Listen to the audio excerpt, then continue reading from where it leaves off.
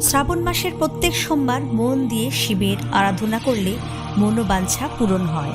এই সময়ে ভগবান শিবের প্রিয় জিনিস দিয়েই তার সেবা করা উচিত।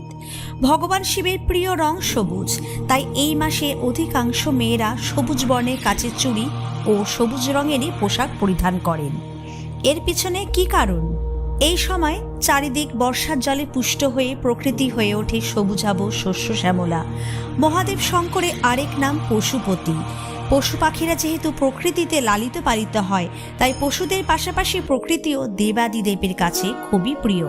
আর এই প্রকৃতি সতেজ পূর্ণ অবস্থায় সম্পূর্ণ সবুজ বর্ণ ধারণ করে। এই সবুজ রঙই বিশুদ্ধতা, সতেজতা ও পবিত্রতার প্রতীক। তাই আরাধ্য ভগবান শিবকে প্রসন্ন ও তুষ্ট করতে স্বামী, সন্তান ও পরিবারের মঙ্গল চেয়ে সবুজ রঙের কাচের চুড়ি ও পোশাক পরিধান করে থাকে মেয়েরা।